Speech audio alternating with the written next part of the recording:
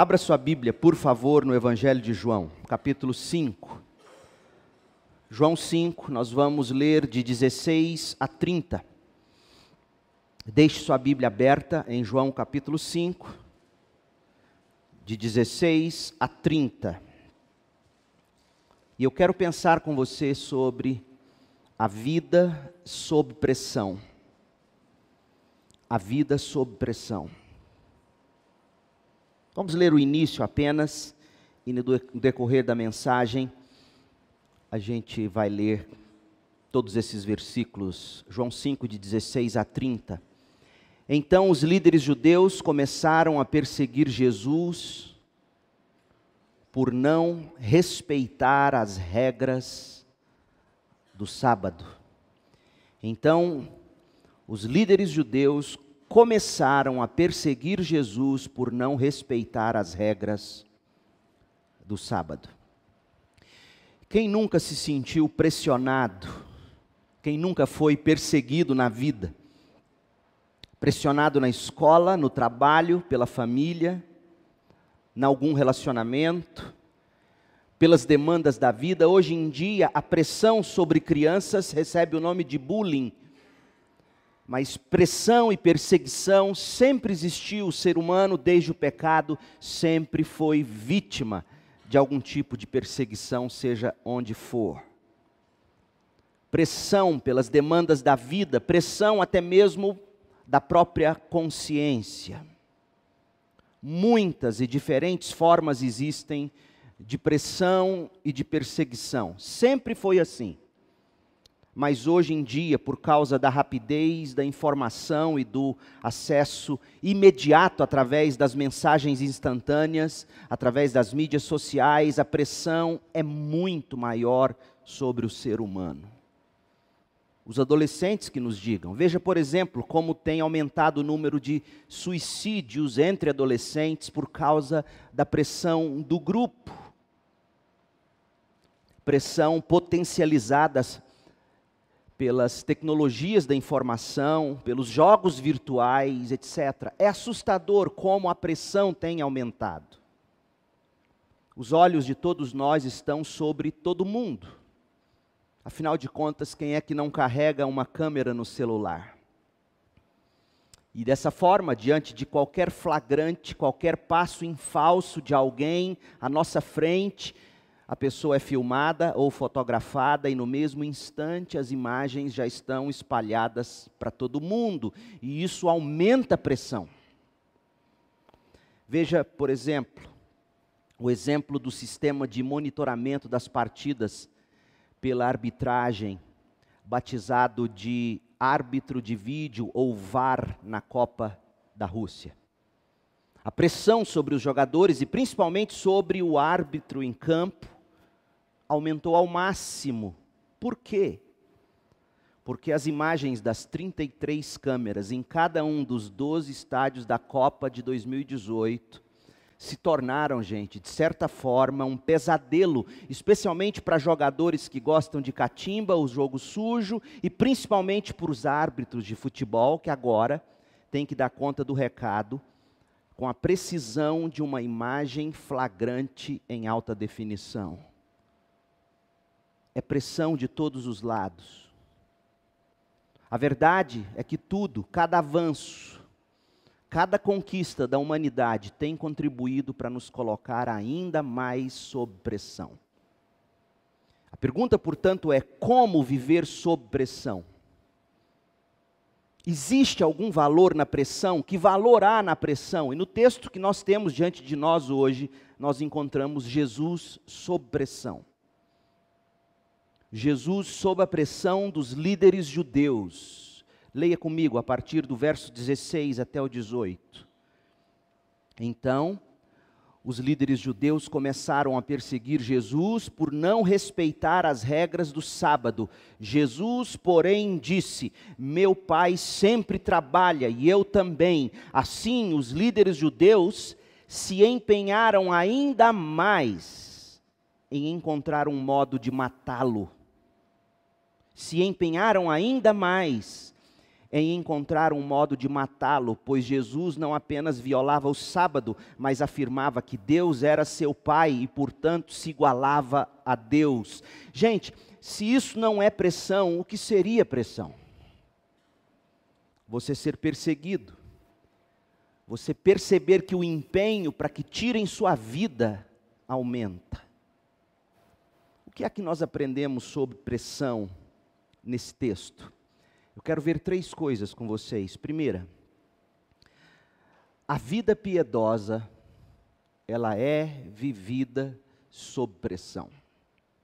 Essa é a primeira coisa que nós temos que entender. O cristianismo, e eu vou falar mais disso no final, em termos de aplicação, mas eu me adianto e digo, o cristianismo nunca foi idealizado por Deus para ser uma válvula de escape para a pressão.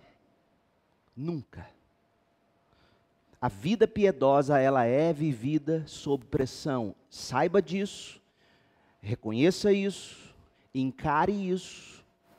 A vida piedosa é vivida sob pressão. Se você está buscando uma vida sem pressão, o cristianismo não é para você. Toda essa pressão em cima de Jesus, observe bem, e ele é o homem que é o nosso modelo, e ele mesmo disse que se fizeram o que fizeram com ele, o que é que nós devemos esperar com relação a nós que somos seus discípulos? A mesma coisa. Toda essa pressão em cima de Jesus começou porque ele curou um homem no sábado. Verso 16 nos mostra. E pior ainda, o homem que entregou ele aos líderes judeus, como nós já estudamos, do verso 1 ao verso 15, o homem que entregou Jesus aos líderes judeus foi o homem que Jesus tinha curado. Verso 8 a 15. Pense sobre isso. Você cura o homem, você se expõe diante dos líderes judeus. E na presciência de Deus em Cristo Jesus, ele sabia que o amor que ele iria derramar sobre aquele paralítico voltaria para ele na forma de traição, de perseguição, de pressão. Por que que esse paralítico curado fez o que fez? Quanta maldade, meu Deus! A resposta nós já dissemos, nós já demos na mensagem ou nas mensagens anteriores. Quando estudamos a história, o paralítico curado, ele não queria problemas com os fariseus. O paralítico curado temia pela própria vida, ele amou mais a sua vida e a glória dos homens do que a possibilidade de uma nova vida em Cristo, vivida não para a glória dele, mas para a glória de Deus. Por isso ele traiu Jesus. Por isso ele foi lá e entregou Jesus para os líderes judeus. Ele não queria pressão. Adiante, gente, nesse mesmo capítulo 5, Deus permitindo, nós ainda vamos estudar, nós ouvimos o diagnóstico dos lábios de Jesus sobre o estado desse homem que o entregou e dos fariseus que começaram a persegui-lo. Qual era a motivação deles? Olha o que diz o verso 45 de João 5. Não é de admirar que não possam crer em mim, pois vocês honram uns aos outros, ou outras versões dizem, vocês aceitam glória uns dos outros, mas não se importam com a honra ou a glória que vem do único Deus. Enquanto vocês viverem para receber glória dos homens, vocês não vão viver para a minha glória, diz Jesus. E é precisamente porque vocês amam a glória dos homens, os elogios dos homens, e não querem perder isso dos homens, que vocês se recusam a crer em mim. A vida cristã, ou a vida piedosa, é vivida sob pressão. E muitas vezes a pressão, ou a perseguição, virá da parte daqueles para quem nós mais fizemos o bem. Vou repetir. Muitas vezes a pressão ou a perseguição virá da parte daqueles para quem nós mais fizemos o bem. A pressão ou a perseguição devida ao cristão, ela virá sempre em reação ao nosso amor cristão. Não se espante, portanto, quando você, por tanto amar, por tanto fazer o bem, não se espante você se por amor e por ter feito bem, você receber em troca um beijo de Judas, ou um coice de Aitofel. Aitofel foi um dos homens de Davi que o traiu, seguindo Absalão na perseguição contra Davi. Não se espante quando todos abandonarem você, os Fígelos e os Hermógenes da vida, irmãos da Ásia, que Paulo tinha cuidado deles, mas eles abandonaram Paulo. Não se espantem com a maldade e o prejuízo causados por Alexandre o Latoeiro, que Paulo tanto ajudou e depois o traiu. E não apenas o traiu, mas o perseguiu, causando-lhe mal. Então não se espante. Não espere outra coisa. Nós vivemos uma espécie de cristianismo que não é graça, é troca. Você abençoa alguém e se essa pessoa não te abençoa de volta, ou não te abençoa na forma como você esperava que ela te abençoasse, você se ressente. Para com isso, porque a vida piedosa é vivida sob pressão. Paulo sabia disso, por experiência própria, que a vida cristã ou a vida piedosa é vivida sob pressão. Abra sua Bíblia em 2 Timóteo 3, de 10 a 12. 2 Timóteo 3, de 10 a 12. E é nesta segunda carta de Paulo a Timóteo que ele vai falar dos homens que os abandonaram, dos homens que feriram ele, Fígelo, Hermógenes, Alexandre o Latoeiro. E olha o que Paulo diz sobre a vida cristã, vivida sob pressão. Verso 10, 2 Timóteo 3,10, mas você sabe, Timóteo, muito bem o que eu ensino, como vivo, e qual é meu propósito de vida. Você conhece minha fé, minha paciência, meu amor, minha perseverança. Como resultado disso, sabe quanta perseguição e quanto sofrimento suportei e o que me aconteceu em Antioquia, Icônio e Listra. O Senhor, porém, me livrou de tudo isso. Sim, e todos que desejam ter uma vida piedosa, uma vida de devoção em Cristo Jesus, sofrerão perseguições. Entenda isso, crente. Quanto crente de couro mole e coração duro, porque não entendeu que a vida cristã é vivida sob pressão, e engrossa esse couro e amoleça esse coração. Não espere outra coisa da vida cristã piedosa. A resposta que o mundo e o joio dentro da igreja dará ao seu amor e ao seu cuidado cristão será sempre coice, pressão, perseguição. Na mesma esteira de Paulo ao Timóteo, Pedro afirmou que é melhor viver sob pressão por causa do bem que se pratica, do que viver sob pressão por viver igualzinho o mundo. Então não me venha com essa de que o Brasil vai ser perseguido pelo mundo maldoso. É claro, enquanto houver crivelas na política, transformando a política em despacho para favorecidos, nós vamos ser perseguidos por merecimento. É vergonhoso o que está acontecendo, eu disse isso de manhã. Mas Pedro diz, escolha sofrer pressão para fazer o bem. Não venha com essa de que eu estou sendo pressionado como consequência dos seus erros. Olha o que ele diz, 1 de Pedro 3, a partir do verso 13, Pedro diz assim, quem é que desejará lhes fazer mal, se vocês se dedicarem a fazer o bem? E tem outra coisa que Pedro está dizendo aqui, que você não pode deixar de ver. Pedro está dizendo assim: escolha sofrer pressão por fazer o bem. E saiba de uma coisa: a forma de você contra-atacar a pressão por fazer o bem é amando ainda mais quem te ataca. Isso é cristianismo. Não existe outra fé no mundo ensinando dessa forma. Mas é lamentável, porque até em templos evangélicos não é isso que se ensina. Pedro está dizendo: escolha ser pressionado por fazer o bem. E quando pressionarem vocês, contra-ataquem com amor ainda maior. Não sou eu que estou dizendo, e se eu estiver dizendo o que não está no texto, esqueçam o que eu disse, mas leiam por vocês mesmos. 1 de Pedro 3,13. Quem é que desejará lhes fazer o mal se vocês se dedicarem a fazer o bem? Mas, ainda que sofram por fazer o que é certo, vocês serão abençoados.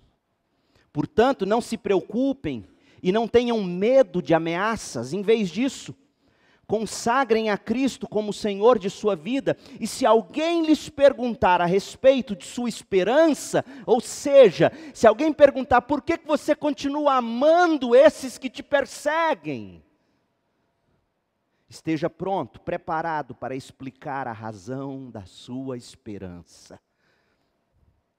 Verso 16, Pedro diz: façam-no, porém, de modo amável, respeitoso.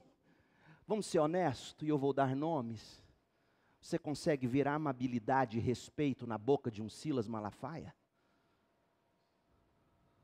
Vamos ser honestos? Não se responde à pressão e à perseguição sem amor e sem respeito. Isso não é cristianismo. O meu Jesus, o Jesus dos evangelhos, nos ensinou a amar, respeitar, orar, abençoar quem nos persegue. Isso é cristianismo. A vida piedosa, ela é vivida sob pressão. Façam-no, porém, de modo amável, respeitoso, mantenham sempre a consciência limpa. Então, se as pessoas falarem mal de vocês, elas ficarão envergonhadas ao verem como vocês vivem corretamente em Cristo. Sabe como é que a gente cala quem nos persegue? Diz Pedro: amando ainda mais. Constrangendo com amor, com brasa sobre a cabeça. E olha como ele conclui no verso 17: lembrem-se de que é melhor sofrer por fazer o bem, se for da vontade de Deus, do que por fazer o mal. A vida cristã, ela é vivida sob pressão. A vida cristã piedosa, ela é vivida sob pressão para que o poder de Cristo em nós se evidencie para todo mundo. Porque, gente, veja bem, seja racional, esquece a Bíblia um pouco. Quando alguém é perseguido no mundão aí fora, como é que ele reage? Com grito, com soco, com ameaça, com força. Não há nada do que se admirar desse tipo de atitude, é isso que se espera do mundo. Mas um crente, como diz Pedro, quando ele é pressionado, perseguido, porque ele vive o bem, porque ele ama, e ainda assim ele continua respondendo em amor, com bondade, o mundo olha e diz: de onde vem isso? Eles vão nos chamar de tolos a princípio, mas se perceberem em nós uma persistência no amor, uma hora eles vão parar de nos chamar de bobos e vão perguntar: peraí, Leandro, por que você faz assim? O poder de Deus se evidencia em nós. Olha o que Paulo diz, 2 Coríntios 4, abra lá. 2 Coríntios 4, de 8 a 13, Paulo diz assim, para você nunca mais esquecer que a vida cristã é vivida sob pressão. Paulo diz assim: de todos os lados somos pressionados por aflições, mas não esmagados. Ficamos perplexos, mas não desesperados. Somos perseguidos, mas não abandonados. Somos derrubados, mas não destruídos. Pelo sofrimento, nosso corpo continua a participar da morte de Jesus, para que a vida de Jesus também se manifeste em nosso corpo. Paulo está dizendo, o mundo tem que olhar para nós e ver em nós o que o mundo viu em Jesus.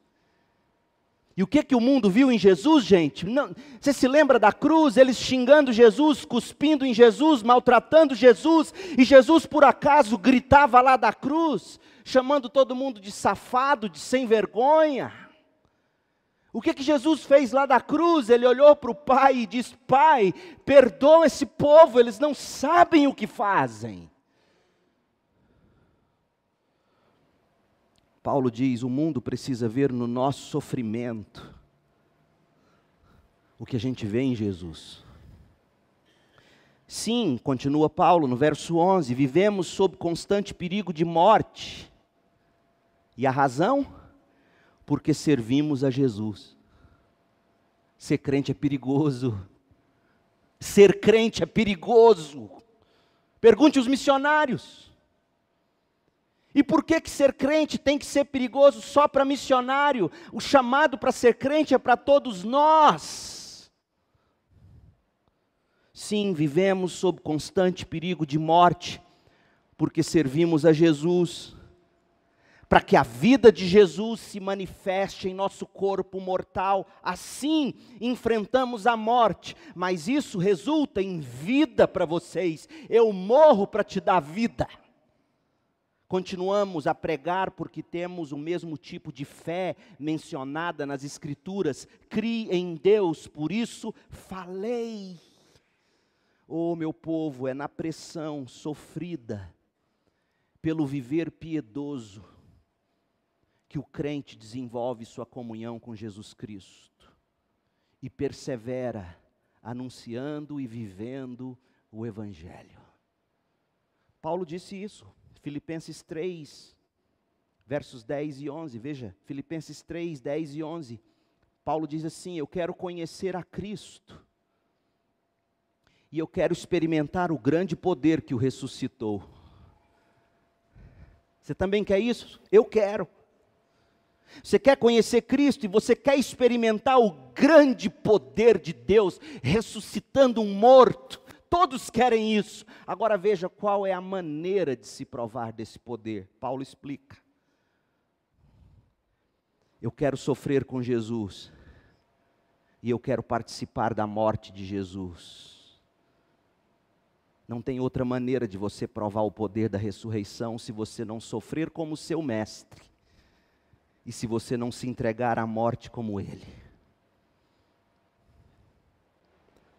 Para de alguma forma, Paulo conclui, alcançar a ressurreição dos mortos. Então, crente, a primeira coisa que eu e você, olhando para Jesus, João 5, olhando para a Bíblia inteira, Jesus foi lá, curou o paralítico, fez o bem a ele, o paralítico foi, entregou Jesus, e em consequência disso, os fariseus começaram a persegui-lo e intensificaram os planos de matá-lo.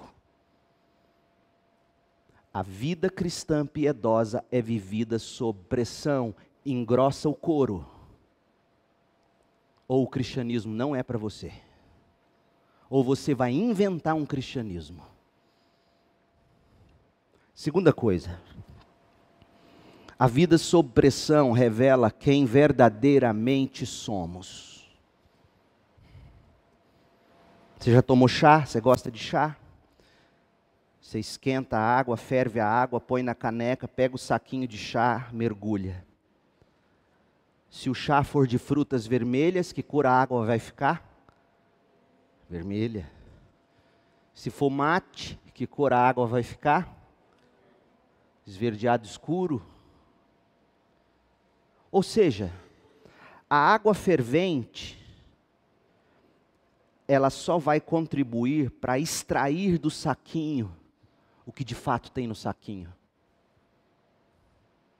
Então a segunda coisa que você tem que aprender aqui em João 5, volta para João 5, a partir do verso 16. A segunda coisa que você tem que aprender é que sob pressão, nós revelamos quem verdadeiramente somos. Isso é maravilhoso. Por isso que muita gente, quando está passando por algum tipo de pressão, é igual cachorrinho doente, esconde. Porque não quer revelar quem de fato ela é. Aí ela esconde os pedidos de oração, não comenta com ninguém. Porque pressão revela quem somos. Quer conhecer alguém? Aquece um pouquinho o fogo, aumenta um pouquinho. Jesus foi assim. A pressão veio em cima dele. A pressão veio com tudo, o fogo esquentou. A chapa esquentou, não é assim que a gente fala? A chapa esquentou e você tem dois caminhos agora. Ou você pula fora, como aquele paralítico curado pulou, ou você assume quem você é. Ou você deixa sair quem você é. No caso de Jesus, a pressão veio e ele revelou quem é. Olha o que diz o texto. Jesus, em primeiro lugar, revelou que ele é igual a Deus em obras. De 16 a 19, leia. João 5, 16 a 19. O que nós vamos ver agora é um dos textos mais autorreveladores das Escrituras. É um dos textos onde Jesus mais se autorrevela. E é impressionante que e você não pode perder isso de vista, senão você não vai ter lido o texto como o texto tem que ser lido. E Jesus se auto-revela na pressão. Porque a pressão, gente, ela espreme o coração da gente. E sabe o que vai sair do coração espremido? O que está lá dentro. Ao espremer em Jesus, saiu divindade, porque Ele é Deus. Quando espreme em você, o que sai do seu coração? Olha Jesus. Então os líderes judeus começaram a perseguir Jesus por não respeitar as regras do sábado. Jesus, porém, disse, e aí ele vai dizer, eu e meu pai somos iguais em obra. Meu pai sempre trabalha e eu também. Assim os líderes judeus se empenharam ainda mais em encontrar um modo de matá-lo, pois Jesus não apenas violava o sábado, mas afirmava que Deus era seu pai e portanto se igualava a Deus. Jesus respondeu, eu lhes digo a verdade. Jesus foi longe agora. Eu lhes digo a verdade. O filho não pode fazer coisa alguma por sua própria conta, ele faz apenas o que vê o pai fazer. Aquilo que o pai faz, o filho também faz. Jesus está dizendo, vocês estão me pressionando? Querem que eu confesse? Eu e o pai somos um em obras. Eu e o Pai trabalhamos juntos na obra da criação, eu e o Pai estamos trabalhando juntos agora para a obra da recriação, da regeneração, da salvação. Eu e o Pai fazemos a mesma coisa. A pressão revelou que Jesus e Deus são iguais em obras. Mas a pressão também revelou que Jesus e Deus são iguais em essência. Olha o verso 18. Os líderes judeus se empenharam ainda mais em encontrar um modo de matá-lo, pois ele não apenas violava o sábado, mas afirmava que Deus era seu pai e portanto, se igualava a Deus. Eu e o Pai somos iguais. Somos mesmo em essência. Olha o que ele diz no verso 19, Jesus respondeu, eu lhes digo a verdade, o filho não pode fazer coisa alguma por sua própria conta, ele faz apenas o que vê o pai fazer, aquilo que o pai faz, o filho também faz. Nós somos tão essencialmente unidos, que eu aprendo com ele. Outra coisa que a pressão revela sobre Jesus, do verso 20 ao 27. Jesus é igual a Deus em poder e autoridade. Verso 20, pois o Pai ama o Filho e lhe mostra tudo o que faz. Na verdade, o Pai lhe mostrará obras ainda maiores que estas, para que vocês fiquem admirados, pois assim como o Pai dá vida àqueles que ressuscita dos mortos, também o Filho dá a vida a quem Ele quer. Além disso, o Pai não julga ninguém, mas deu ao Filho autoridade absoluta para julgar, para que todos honrem o Filho como honram o Pai. E agora Jesus vai dizer uma das coisas mais chocantes de todos os tempos, especialmente na nossa geração, tão politicamente correta. Quem não honra o Filho, quem não honra Jesus, certamente não honra o Pai, não honra o Criador que o enviou. Você acha que isso aqui não é radical? Quem não honra Jesus, certamente não honra o Criador que enviou Jesus, em outras palavras.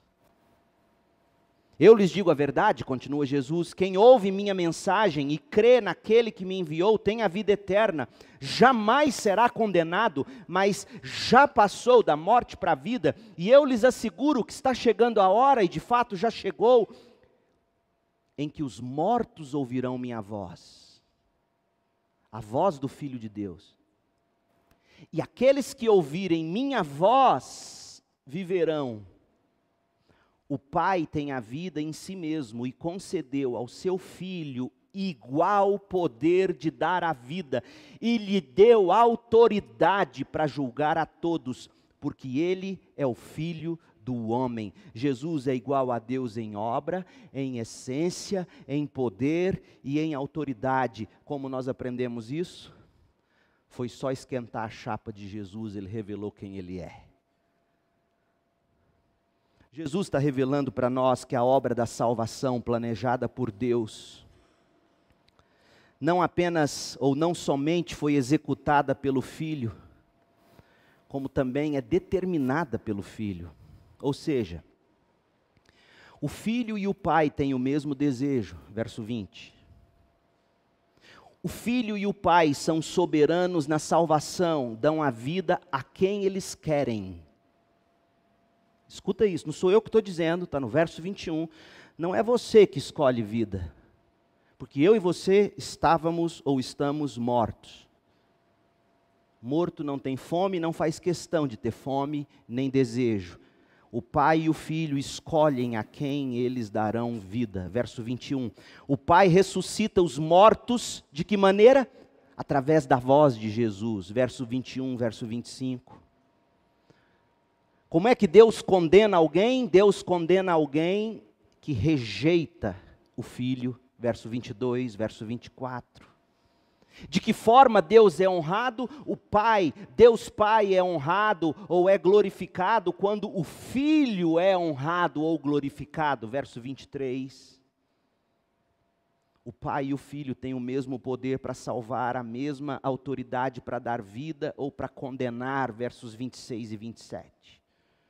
Gente, esses versículos que a gente acabou de ler formam um dos trechos mais solenes e mais significativos de todo o Evangelho. Vou repetir, a pressão sofrida por Jesus revelou quem Ele verdadeiramente é. Sob pressão, Jesus Cristo não negou, mas revelou ser igual a Deus em poder, autoridade, obras e essência. E o significado disso é incalculável. Deus nos salva pelo poder que Cristo recebeu.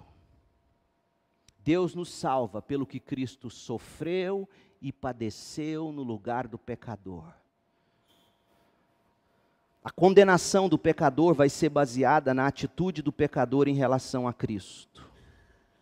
A salvação só alcança o pecador, trazendo o pecador à vida, através da mensagem do Evangelho de Cristo. Portanto, gente, se você quer medir seu relacionamento com o Criador, não vou nem chamar de Deus como o Criador, porque num Criador todos acreditam.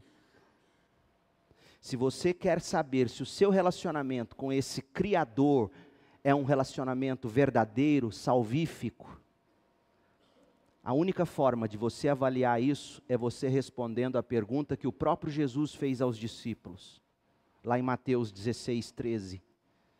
Jesus perguntou assim: o que as pessoas dizem que o Filho do Homem é? O que as pessoas dizem sobre mim? Depois ele pergunta: e vocês, quem vocês dizem que eu sou? Verso 15, Mateus 16, 15.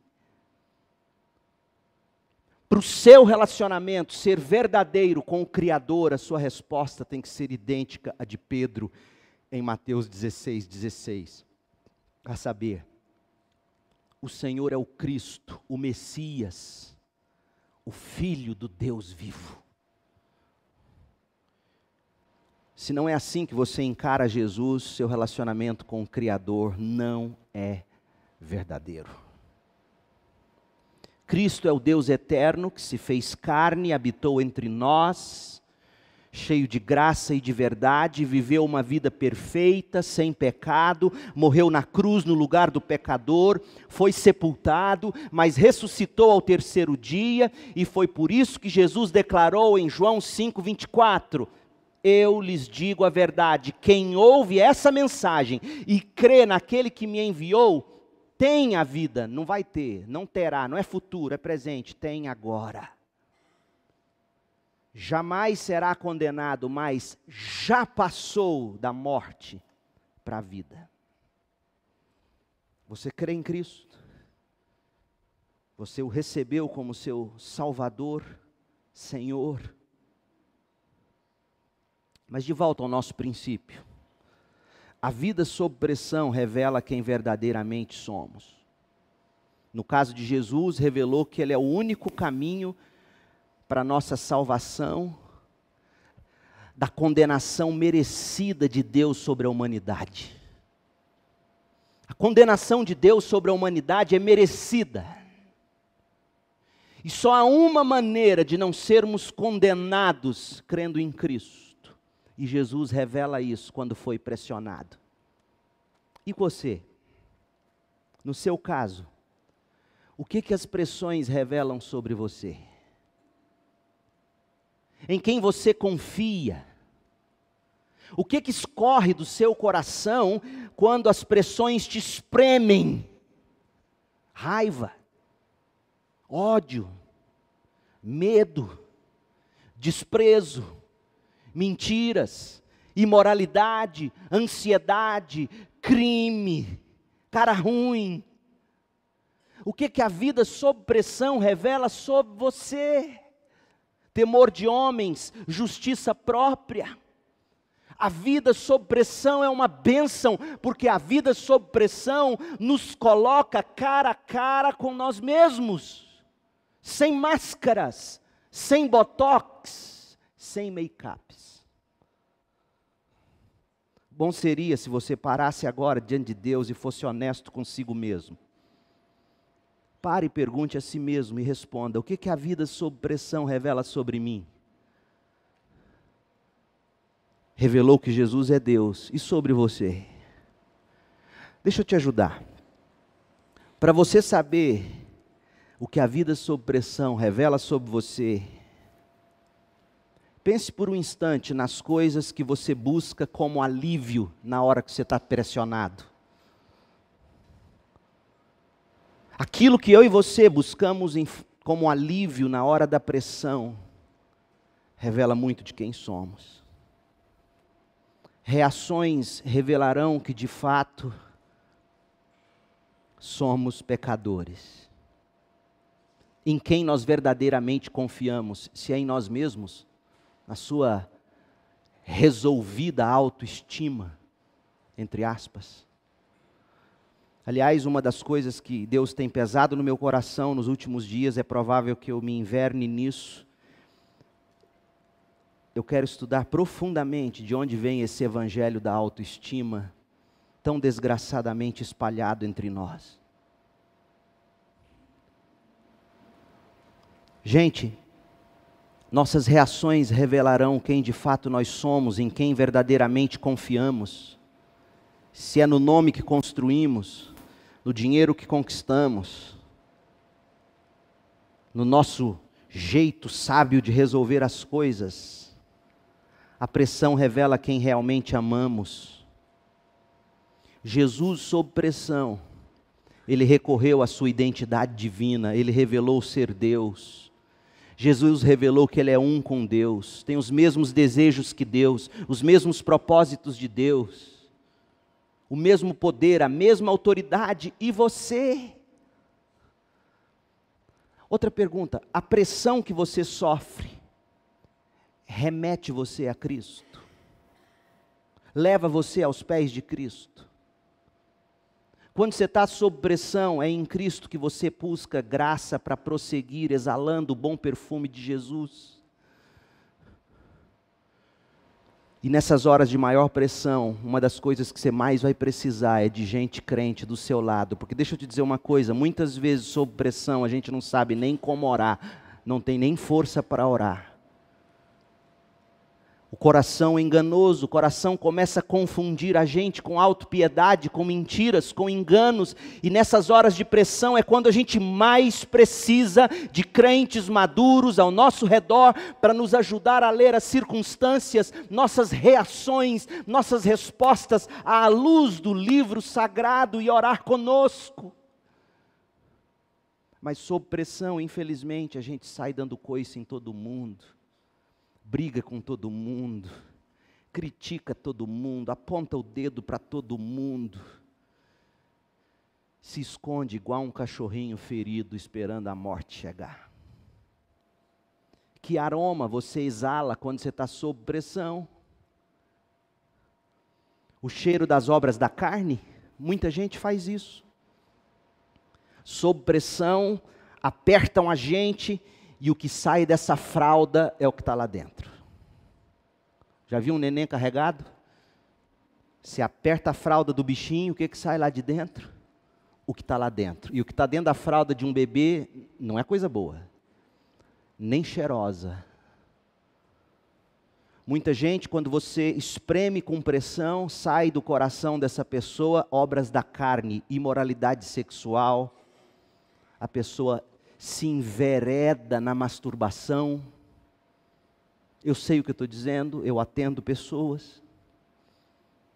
A pessoa se envereda na pornografia, na impureza, na sensualidade, na idolatria, na feitiçaria, na discórdia, na hostilidade, nos ciúmes, nos acessos de raiva, na ambição egoísta, nas dissensões, nas divisões, na inveja, na bebedeira, festanças desgarradas e outros pecados semelhantes. É impressionante como a pressão é uma bênção, pois revela de fato quem somos. Não ignore a sua pressão.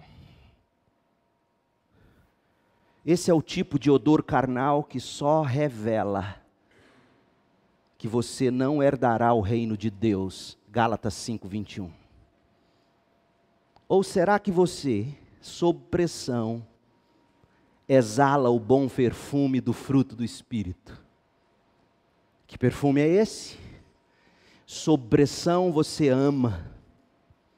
Você encontra alegria em Cristo, você desfruta de paz, sob pressão você não perde o controle, você fica com paciência, amabilidade, bondade, fidelidade, mansidão. Sob pressão você desenvolve ou apresenta ou revela o seu domínio próprio.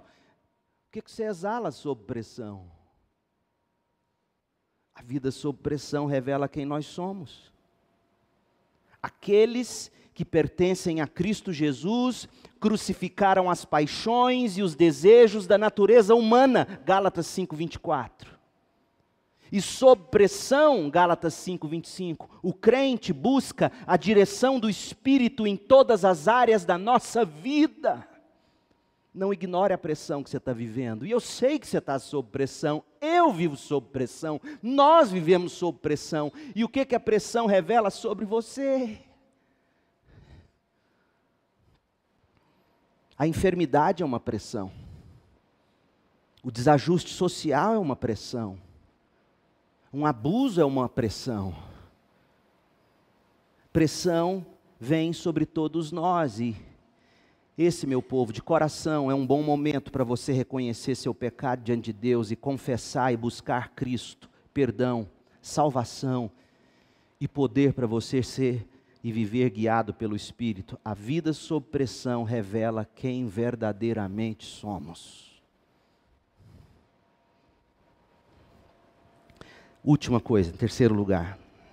A vida sob pressão nos remete ao que realmente importa na vida. A vida sob pressão nos remete ao que realmente importa na vida. Eu fico impressionado que Jesus, sob pressão, em João 5, ele insistiu em falar sobre a ressurreição dos mortos pelo poder de Deus. Deus Pai que concedeu a ele o poder de dar vida eterna. João 5, 26.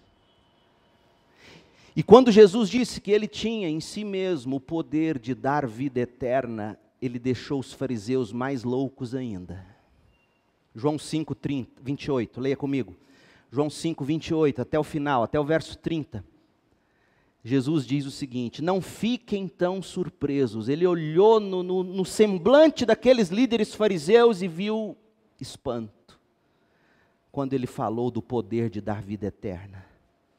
Não fiquem tão surpresos, na verdade vem o tempo em que todos os mortos ouvirão em seus túmulos a voz do Filho de Deus e ressuscitarão. Aqueles que fizeram o bem ressuscitarão para terem vida eterna. E aqueles que continuaram a fazer o mal ressuscitarão para serem julgados. Não posso fazer coisa alguma por minha própria conta, julgo conforme aquilo que Deus me diz. Logo, meu julgamento é justo, pois não faço minha própria vontade, mas a vontade do Pai que me enviou. Gente, o que realmente importa na vida, ouça o que eu vou te dizer.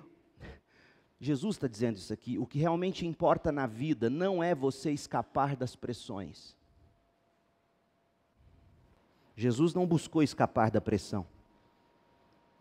O que realmente importa na vida é você tentar encontrar sabedoria para viver e discernir. O que realmente importa não é você escapar das pressões, tentando encontrar alívio através de qualquer atitude ou de algum pecado, e assim viver bem consigo mesmo, desfrutando a vida no seu egoísmo. Isso não é o objetivo do cristianismo. Nem o suicídio é solução, Jesus acabou de dizer. Porque ele diz aqui no verso 28 e 29, vem o tempo em que todos os mortos, todos, não só crentes, todos os mortos ouvirão em seus túmulos a voz do Filho de Deus e ressuscitarão. Ou seja, mesmo que alguém tenha tentado escapar da pressão, atentando contra a própria vida. Ouça o que eu estou te dizendo, e eu espero que isso, se você já flertou com a ideia de um suicídio, mesmo esses que tentam fugir da pressão, atentando contra a própria vida, no final ouvirão a voz do Filho de Deus, ressuscitarão e prestarão conta do que fizeram com sua própria vida. Não sou eu que digo isso, é Jesus. E ele diz no verso 29, que aqueles que fizeram o bem ressuscitarão para a vida eterna, e aqueles que continuaram a fazer o mal ressuscitarão para serem julgados. Jesus não está dizendo que boas obras são a base da nossa salvação, não é isso que ele está dizendo. Ele está dizendo que boas obras provam ou não se fomos salvos. Então nesse texto, Jesus está dizendo para nós que a coisa mais importante na vida é viver de olho no dia da ressurreição. Sob pressão ele disse isso. Ele foi longe, ninguém perguntou isso aqui para ele. Leia de novo e veja, ninguém perguntou sobre ressurreição. Ele foi aumentando os seus próprios problemas na medida em que foi dizendo o que importa na vida, viver a vida de olho no dia em que nós olharemos para Deus face a face. E isso deveria colocar no seu coração um temor. Jesus está dizendo, todos nós vamos prestar contas da vida que do Criador nós recebemos. Pressões, portanto, são excelentes oportunidades para refletirmos sobre como a gente tem vivido, face ao que realmente importa na vida, encarar Deus face a face.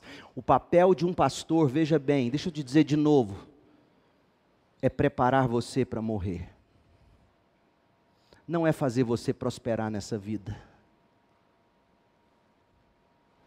Porque a coisa mais importante na vida é o que vem após a morte. Eu nunca vou esquecer daquela senhorinha, ovelha querida em Campinas, veio do Rio de Janeiro, doente no hospital. E as filhas me pararam na porta, porque pastor, quando vai visitar alguns que estão quase morrendo, parece que é um padre indo fazer extrema-unção. Então alguns ficam apreensivos, ixi, pastor chegou, será que, né? Aí uma das filhas mora no exterior, me chamou num canto, pastor, ela está lá, pega leve com ela. Eu fiquei tentando entender que pega leve como, por que está acontecendo? E aí a enfermeira saiu, falou, olha... E ela estava sentadinha na cadeira, me viu, ficou tão alegrinha. Aí eu virei para ela e perguntei, irmã, o que a senhora mais teme nesse momento? Aí ela apontou para o porta-retrato no cantinho, a foto dos netos. Eu temo por eles. Eu temo que eles não cheguem no céu. Aí eu virei para ela e falei assim, você acredita que Deus amou o mundo de tal maneira que deu o seu Filho unigênito para que se seus netos nele crerem não pereçam, mas tenham vida eterna? Creio, pastor. Deixa eu te dizer uma coisa, Deus ama esses netos mais do que a senhora poderia amar. Deus vai cuidar deles.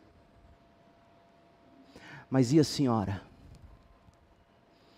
Ela suspirou fundo assim e falou, pastor, eu estou pronta. Eu quero ver meu Jesus. E tendo o Senhor me lembrado que Deus ama meus netos, eu estou pronta. Essa mulher relaxou na cadeira, eu orei com ela, fui para casa. Ela amanheceu no céu. O que importa na vida é o momento em que Deus vai chamar você à vida, vai ressuscitar você do túmulo. Você vai olhar face a face, você e eu prestaremos contas a Deus do que fizemos da nossa vida. E as pressões servem para revelar isso. No que nós confiamos, aquilo que nós mais amamos na vida, se é a glória que recebemos dos homens, se é o bem-estar para viver uma vida desfrutando desse mundo, ou se é a glória de Deus. E aí Jesus diz que quem vive com a realidade de encarar Deus face a face, tem que aprender a viver de um jeito diferente. E que jeito diferente é esse? Ele revela no verso 30. Ele diz assim, eu não posso fazer coisa alguma por minha própria conta. Gente, se Cristo, que é um com o Pai, não foi autônomo, se Cristo não fez coisa alguma por sua própria conta, o que te dá o direito de esbravejar e de achar que você pode viver do jeito que você bem entende? Eu fico impressionado com a arrogância de alguns cristãos. Se Jesus disse, eu não posso fazer coisa alguma por minha própria conta, por que você quer viver sua vida segundo suas próprias contas? Jesus continua, eu julgo conforme aquilo que Deus me diz. Eu não julgo pelo que diz meu coração, eu não sigo o coração. Jesus poderia, porque ele era perfeito e sem pecado. Nós não. Eu fico impressionado quando eu escuto mensaginhas flu-fluzinha, nem me manda, eu deleto. Siga o coração. E Jesus diz, eu julgo conforme o que Deus diz. Logo, meu julgamento é justo, pois eu não faço a minha própria vontade.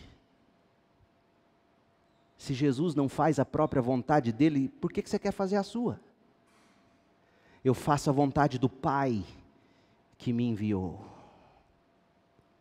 A vida que realmente importa é a vida vivida na face de Deus. É a vida que busca ouvir a voz de Deus na palavra e não a voz do coração. A vida que importa é a que busca praticar a justiça e não praticar o senso comum. A vida que importa é a que não faz a própria vontade, mas a vontade de Deus. Pois bem, gente, olhe para a sua vida.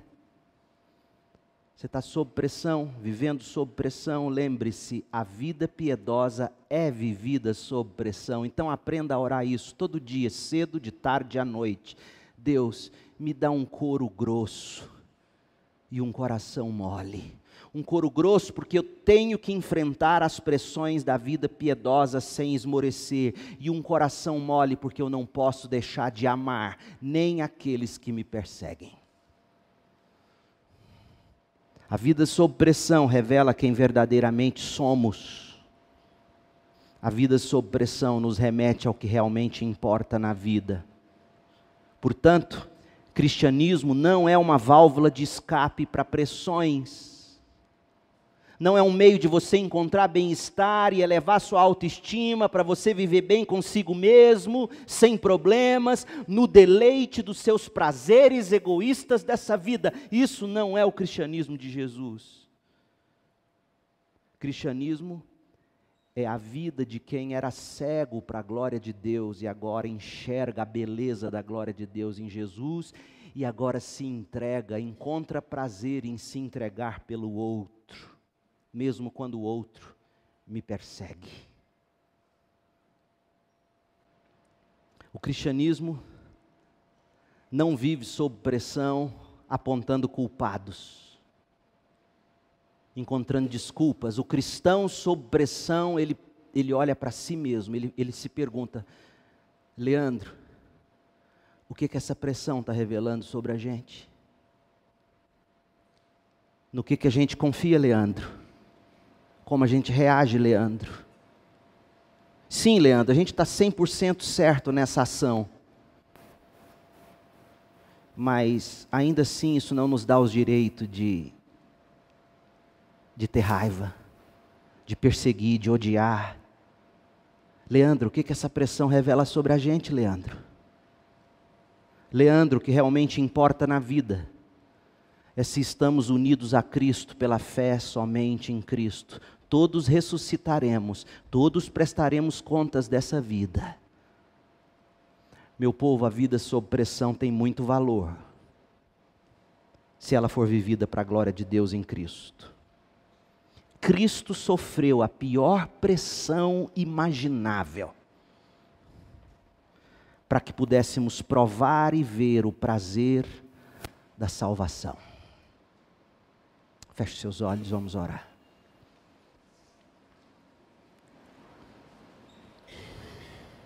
Deus querido, em nome de Jesus,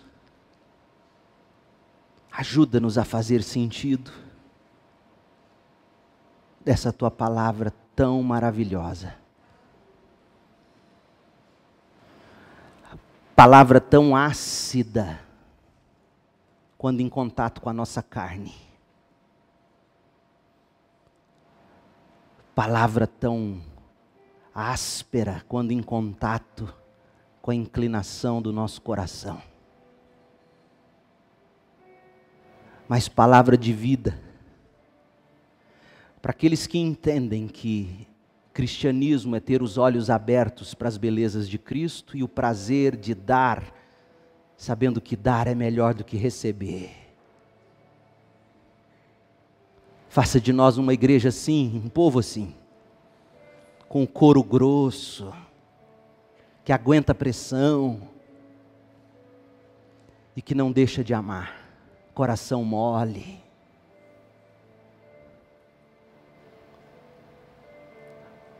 Ó Deus, cuida do meu povo, esse povo que o Senhor me deu para amar. cuida de mim, cuida de nós, produz em nós algo sobrenatural em termos de cristianismo autêntico. Em nome de Jesus. Amém.